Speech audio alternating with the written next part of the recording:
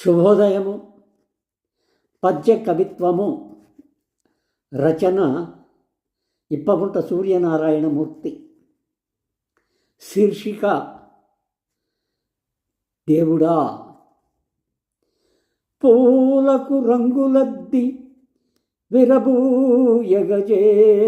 చిత్రకారుడా, మాలల పూల బాలలను మైమరపించడి సోయగమ్ములన్ లాలన చేసి భావమయ లౌకిక తత్వపు తీరుతెన్నులన్ పాలన చేసి నిల్చితివి పౌర సమాజ ప్రధాన బాధ్యతన్.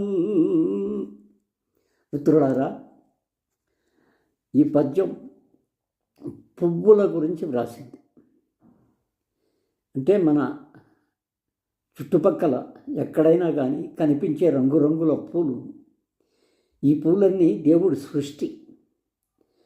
ఒకటి ఆకుపచ్చగా, మరొకటి పసుపు పచ్చగా, మరొకటి వివిధమైనటువంటి రంగుల తీరుతో రకరకాల రంగులన్నీ కలిసి ఒక చోట సృష్టించడం దేవుడు చేసిన గొప్ప పని. అంటే మనం నలుపు తెలుపు ఇలా రంగులతో మనుషులు పుట్టి ఈ సమాజంలో ఒకరినొకరు ద్వేషించుకుంటూ ఈ రంగుల భావనతో లేనిపోని వైషమ్యాలు సృష్టించుకున్నటువంటి ఈ తీరును మనం ఆ భగవంతుడు ఈ పూలన్నింటినీ ఒకచోట రంగురంగులతో చేసి ప్రజలకి నయనానందకరంగా చేసి ఈ పూల బాలను మైమరపించడి సోయగాలు. ఒక్కొక్క పువ్వు ఒక్కొక్క రంగుతో, ఒక్కొక్క వివిధమైన ఆకృతితో చూడడానికి ఎంతో అందంగా కనిపిస్తూ, ఇది ఏమిటి, ఈ సృష్టి ఎక్కడి నుంచి వచ్చింది, ఎవరు చేశారు, ఇది దేవుడిది కదా అన్న భావన రగిలించేలా చేసిన ఈ పూలకు రంగులద్ది విరబూయగా చేసిన చిత్రకారుడా. నువ్వు ఒక చిత్రకారుడు. బొమ్మలు గీస్తాడు చిత్రకారుడు, రంగులద్ది బొమ్మను తయారు చేస్తాడు. అట్లాగే పూలకు రంగులద్ది నీవు విరబూయగా చేసావు మళ్ళీ. కనుక ఈ మాలలన్నీ మైమరిపించే సోయగం కూడా ఇస్తాయి. చిత్రకారుడు బొమ్మ వేస్తే చిత్రం కనిపిస్తుంది, కానీ అందులో సువాసనలు కనిపించవు.